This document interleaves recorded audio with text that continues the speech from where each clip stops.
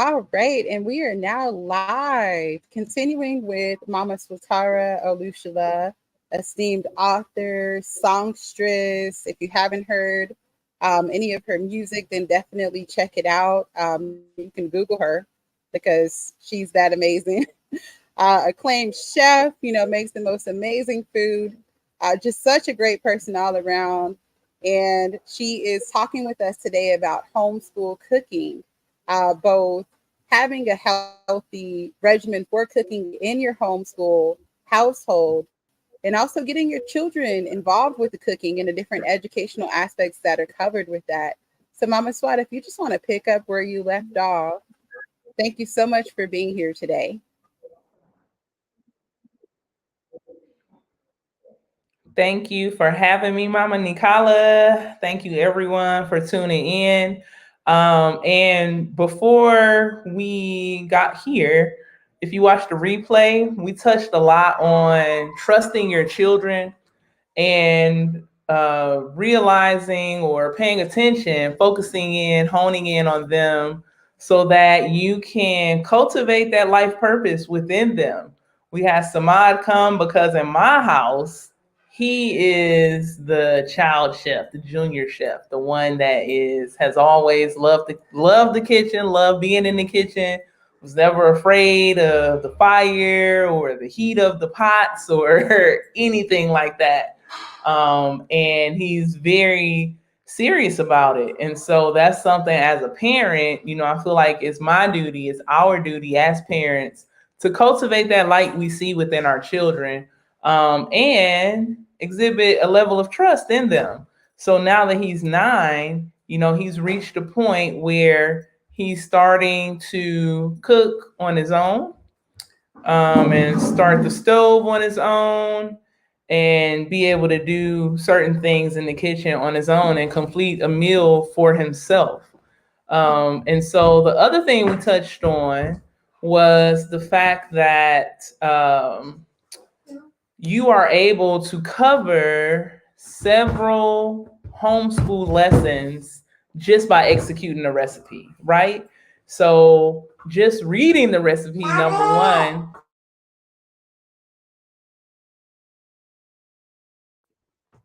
just reading the recipe is very obviously a reading lesson. Oh, you might hear Salama in the background also. She's 1.5. She'll be 2 in just a moment. She likes to cook too.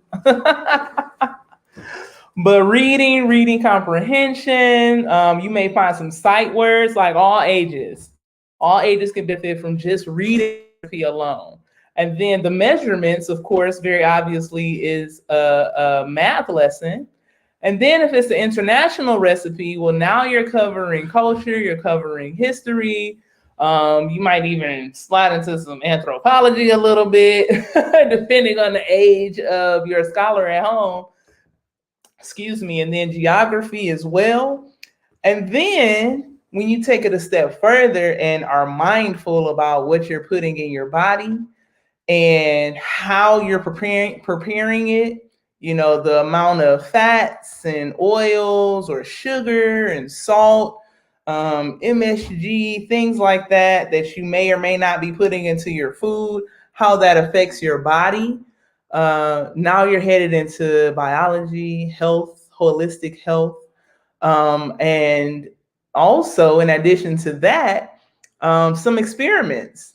The kitchen is a science lab also.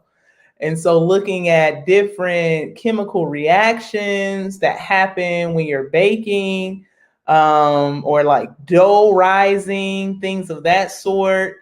These are all lessons that happen in the kitchen and can happen with just executing one recipe. And this is in addition to bonding, right? Bonding with your family, bonding with your child, getting them off of devices and doing something practical, cultivating a life skill that they'll be able to use forever, right? Everybody eats. Nobody should be afraid of getting in the kitchen if they're not afraid of eating. Right? And then cleanliness on top of that. Like when you cook, you got to clean. That's a part of taking care of yourself. That's a part of becoming an adult. It's almost like a rites of passage, when you look at it, making a meal for yourself. And so it should be treated with that level of sacristy and care. And like I said before, knowing what you're eating, knowing what you're putting in your body, and caring about that as well. Most of the time, the person that does the grocery shopping for the house controls the health of the house. Because if you're the one shopping, then you're the one controlling what's in the kitchen when people go in there and look for something to eat. So that's something that, as grocery shoppers, whoever that might be in your house, you have to own. That's something else you can make the children a part of. Now we're getting into financial literacy. We're getting into agronomy, right? Because this food has to come from somewhere. Like rice doesn't grow in a package. Bananas don't just appear out of nowhere and you go, oh, let's lift up these bananas and put them. No, these things grow on plants and trees that have to be cultivated by people and brought in. And we have to be honest with our children about the ways that produce in some areas, in some countries, is being adulterated by GMO seeds. That's another science lesson. The effects that they have on the body and other plants around, and the ecosystem at large. So much learning happens in the kitchen and leading up to the kitchen. So controlling your food source, that's self-determination. Like that's Kwanzaa. Controlling your food source and simultaneously using it as a source of income, potentially. It's Ujamaa today, Habari Gani. What's the news? Cooperative economics. Could not a community garden, similar to the one if you're in Houston, behind the National Black United Front, it sustains many, and it's just a small portion right there behind the Black House. But people have committed themselves to cultivating that and maintaining that, and it provides food for people. And that the food that comes from there, they're able to know what's in it, where it came from. It wasn't that many steps from that garden to their kitchen, or just a short ride. It didn't have to be imported from another country or exported to another country. So those kinds of community initiatives can also be utilized to sustain those same communities. If everybody puts in a little bit of time, a little bit of effort, a little bit of organization, a little bit of planning, a whole lot of commitment and consistency. And it's really no limits to what we can do in that regard. When you are in the grocery stores, I will say this, and somebody told me this, I don't remember who told me this, but it's kind of something I did naturally anyway. But when shopping for my house, when I was still in the States, I spent majority of my time in the store in the produce section. Majority. Because it seems like the further you get away from the produce section, the worse the food gets. The more processed it gets. And so I would spend most of the time in the produce section with foods I could recognize. Like I said before, my husband is a chef, and he wasn't always, he's pescatarian now, but he wasn't always that way. And there was a point in time when I can't remember what I was making, but I wasn't opposed to using meat substitutes, like in my very early vegetarian days. And I remember him just kind of opening my eyes to saying, let's just, if we're going to eat vegetables, like let's just eat vegetables instead of vegetables turned into something that looks like meat. And that just made so much sense to me. And then that also led me down the rabbit hole of looking at what's in a lot of the meat substitutes. And those Beyond Meats never really set right with me. But even before that, like your Morning Star, your Boca, when things were new, I didn't really pay attention. It was just like, oh, look, an alternative. But just a little bit of time, like some beans, some chickpea flour, and maybe some oatmeal, you got veggie burgers. If you got some leftover beans and some chickpea flour, like gram flour, if you see that in the store, and some oatmeal, mix that together like equal parts, and you have a really tasty veggie burger on your own. And those are all whole ingredients. Like it's just ground chickpeas, it's beans and oats. No muss, no fuss, no ingredients you can't pronounce or things that are unknown. None of that. None of that. So, things like that, taking the time to prepare your own alternatives. It's not difficult. Well, I'm not going to say it's not difficult because I'm sure most people are saying, I don't have the time to do something like that. And there was a point in my life where I didn't have a lot of extra time, I felt like. Um, but the first thing I'll say in response to that is me not having time doesn't mean I have to sacrifice my health. So I can be busy and I can be real busy, but that doesn't mean that because I'm busy, I get to disregard my health.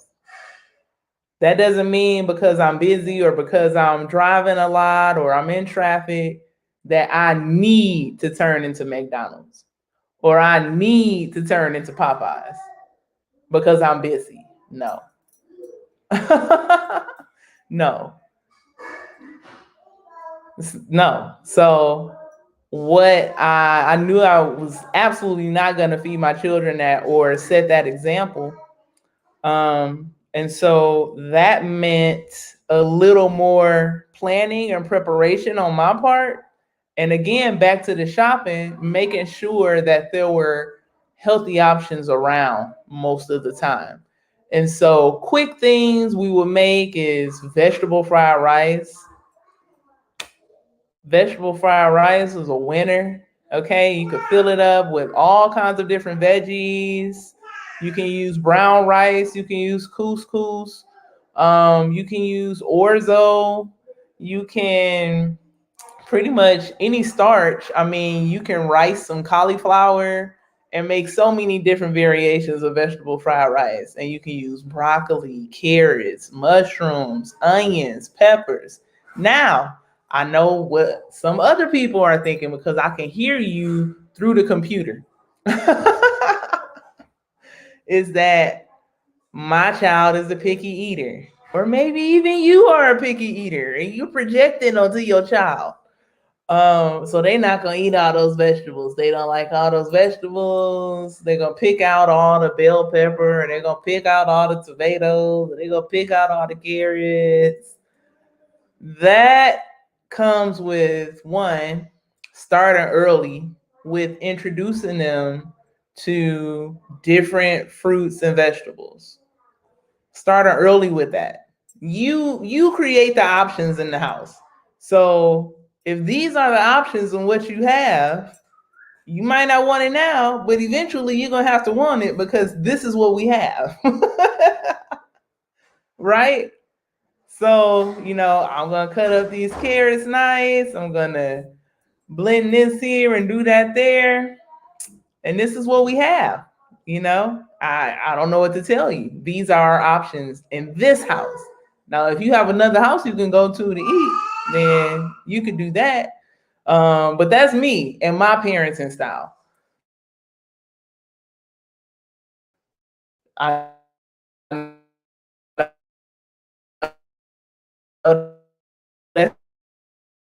not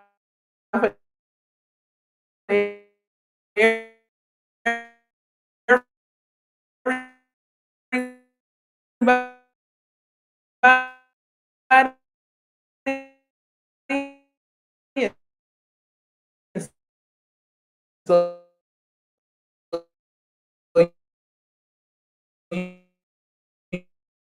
you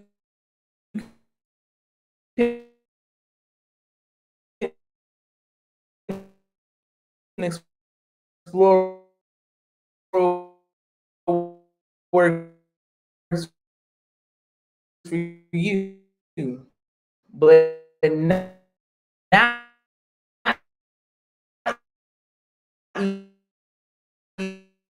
eating fruit and vegetables.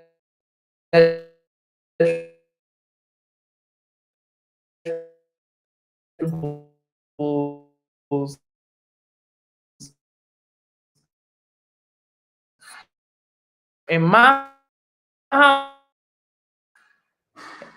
can you guys? Okay, if Mama Nicole, if you're there, I just want to confirm you a little bit. And so maybe you need to hide some fruits and veggies.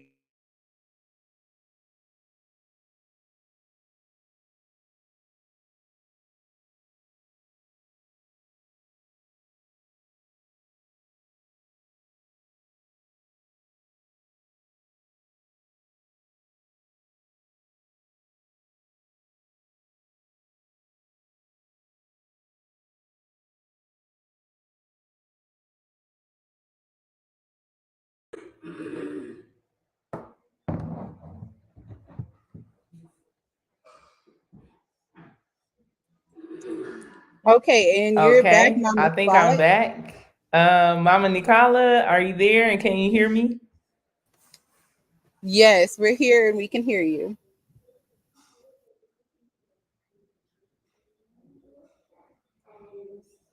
Okay.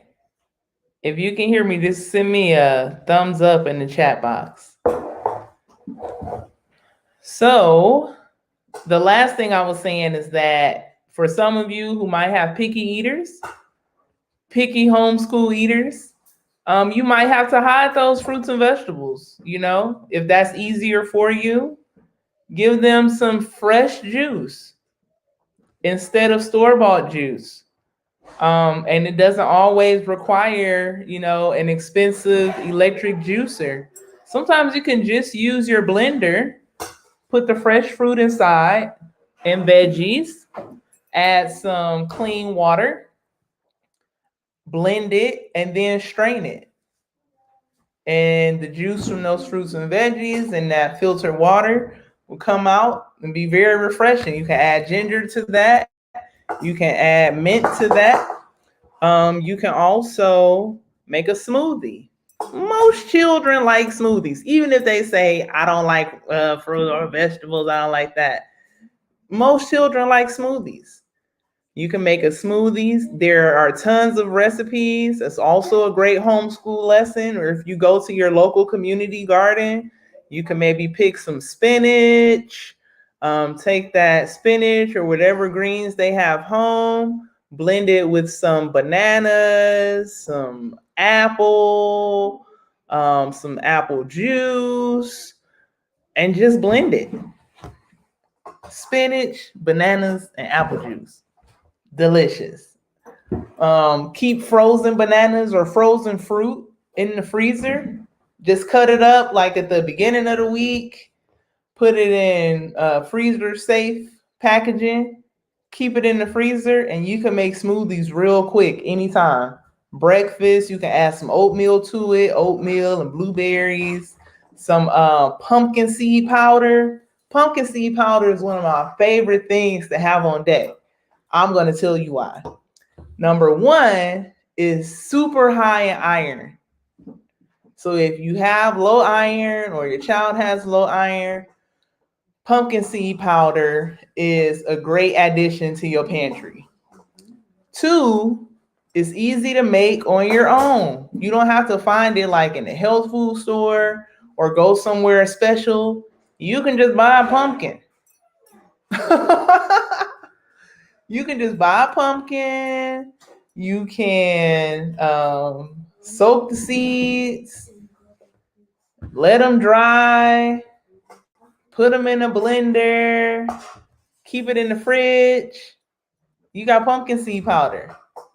You could normally find it most places. The other thing is pumpkin seed powder is, if you like a goosey soup, I use pumpkin seed powder to make a goosey soup. And I make it vegan too. And it's bomb. Across the diaspora, there are many, many recipes and dishes that we love, but some of them, for my family, have meat in them. So we just find alternative ways to make them. We veganize them. And now it's 2023. You have YouTube. You're not the only person in the world making recipes that are traditionally unhealthy, healthy. People do it all the time. Be inspired. Draw these things to you in your kitchen, in your household, in your reality, right? I think it was Dr. Akua Gray who told me, and I haven't done it, but I need to do it. I'll probably do it after this class. But put a sign up in your kitchen. Whatever your name is or your family name is, it should be that with Healing Kitchen up under it. So Mama Nicola's Healing Kitchen. Samad's Healing Kitchen. Mama Swat's Healing Kitchen. Old House Healing Kitchen. And put that mantra there so that when you walk in and people walk into your kitchen, they know what's up. Yeah, they know what they'll find when they open the refrigerator. Living food, live food that's gonna nourish your body. Right now for dinner tonight, we do have an assistant here that helps out in the home. And there are lots of recipes and things I had to teach her how to cook. Because she's used to just, throwing meat in the pot and making some sauce and making some fufu, or the equivalent here is called ugali, kaunga, and that's it. Like dipping kaunga in some meat and some sauce, and I'm like, yeah, we don't eat that. We don't eat like that. And so at first it was like a panic. Like, then what do I make, or what do we do? And that just took getting into the kitchen, being patient, being trusting, and showing her some recipes. Even Samad, the same level of patience we take with him, with our other children, and allowing them to be free in the kitchen, to learn, to touch things that we think normally children are supposed to, put that knife down, or don't do that, or don't do that. No, come in here and touch it and get comfortable with it so that I can get to trust you with it and trust you to know how to take care of yourself and your health and be conscious of it should anything ever happen to me or your father. You should be able to stand on your own 2 feet. Even if you stand in a room full of people who care nothing about their health, you stand on your square and be an example and a leader in a room like that. That starts at home.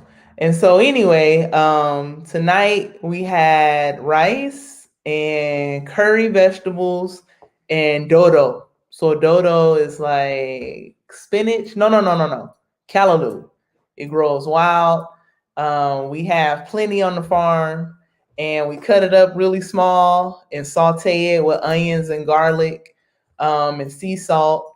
And then the curry vegetables has potatoes, onions, peppers, garlic, ginger, carrots, and pretty much whatever vegetables you have on hand, you can put into some curry vegetables. Then we make the base with some wheat flour and some curry seasoning. Of course, all your normal seasonings we have to put in things and make it delicious. We have herbs growing in the back. We have rosemary, that's in there. And fresh rosemary at the end of some curry just does what we need. Makes it very fragrant and vibrant.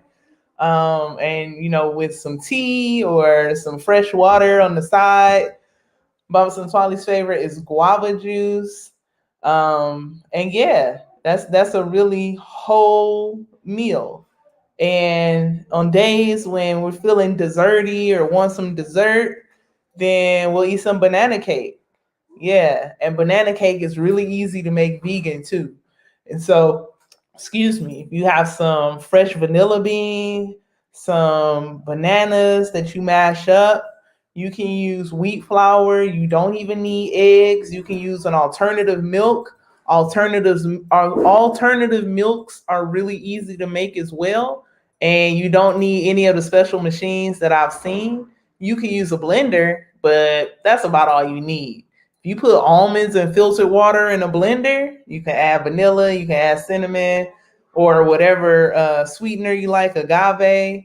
Blend that up and then strain it. You got almond milk. You can put it in a jar or container, put it in the refrigerator, and it should last you for at least 3 days. You do the same thing with bananas. You got banana milk. Same thing with oatmeal. You got oat milk. It's very easy to make alternative milks on your own. So if that's a bill for you, stop. Just get a blender. It don't even have to be a great blender. Same thing with coconuts. The coconut shavings on the inside of a fresh coconut, if you're somewhere where you can get that, you got coconut milk. And making your recipes with fresh coconut milk is beyond anything else. Okay. But yeah, so the more whole foods you work with, the more things that you make from scratch on your own, the more you have control over, the more control you have over your body and your health and your household. And that's something to keep your homeschooler conscious of. And that's a lesson. Like that's one of the most valuable life lessons, to be intentional about living and taking care of yourself. That is one of the most valuable life lessons. They're only going to be children for a little while. 18 years is not that long. And I'm not saying they got to go anywhere or be, on their own after 18. But that's around the time they start feeling like an adult. And so, in that, we want to make sure that they are as prepared as possible. The kitchen is a part of that. You might have missed it on the live stream because I said it earlier, but the kitchen is for everybody. Okay? It's a life skill. It's the holiday season right now, thinking that, all the women should be in the kitchen and all the men are watching football because they men, or, this the kitchen is not a place where a man, unless he like taking out the trash or something. No. Mm-mm. My baby boy is in his happy place in the kitchen. Everybody who eats should be comfortable in the kitchen. That's life skills. Number one, get in the kitchen. If you eat, make your way around the kitchen. Cooking in it and cleaning it, right? Then get your lessons in, homeschool parents, with your homeschoolers. Get your math lesson in the kitchen. Get your health lesson in the kitchen. Get your geography lesson in the kitchen. Explore the world, your culture, your history through cuisine in a healthy way. Because not everything that we did or do culturally is necessarily good for us and our bodies. And we need to be real about that. And those are real conversations you can have with your children. Be honest with them and give them space to be honest with you about how these things make them feel.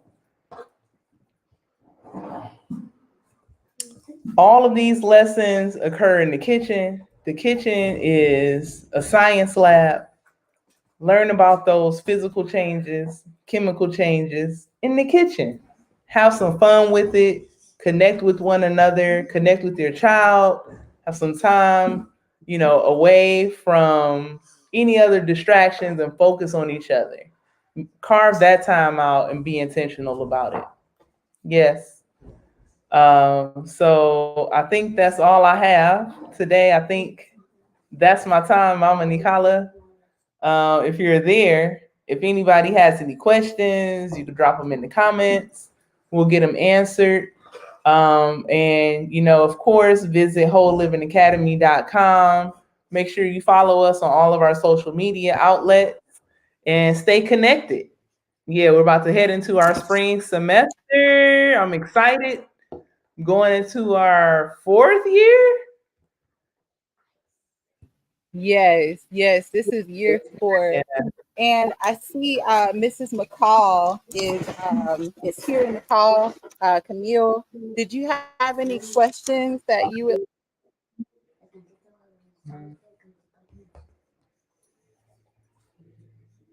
This was really good. I like how you gave some of those recipes. You just threw some of those out there. So that's really good. Thank you. Thank you. Thank you for being here. Yeah, sometimes I put videos and stuff online, but most of the time I'm just living my life. I try to get better about sharing some things just so people have that information or inspiration. But most of the time I'm just living life. So I wanted to throw some recipes out there. And we do have videos, like I talked about the dumplings earlier. I shared a video of us making those. But like I said, the dumpling dough is super easy. Like it's just flour and water and salt. And once you see, I cook with my heart. My husband's a chef. I'm a cook. Okay. So I go in the kitchen and I listen to my ancestors. And when they say stop, I stop. And when they say keep going, I keep going. But yeah, the dumplings, I do have a video of those in my reels on Facebook, Swatara Olushala. And then I made fish stew recipe that I put on YouTube. Yeah, with all fresh ingredients. So yeah, I'll try to get better at sharing some recipes, but hopefully you were still inspired. And I'm more so about methodology, the same way I talked about hiding fruits and vegetables in smoothies. You can do the same thing in pasta sauce. Make the sauce with lots of colorful, bountiful fruits and veggies. Then when the sauce is done, put it in the blender. Put it over some wheat pasta, and they won't even know they eating all those vegetables. You could really put any vegetables in there. Stuff the children would never touch. Hide it in the pasta sauce or a soup. Once you blend it, it's a wrap. Who's looking?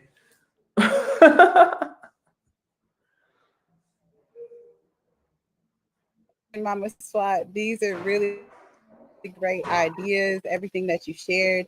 But we're going to come back again at the 30-minute mark here for a great lesson on incorporating music into your homeschool, again with Mama Swat. So thank you so much. Thank you as well. Thank you all for tuning in and sharing this space and time. And I'll see you all in just a minute. Peace.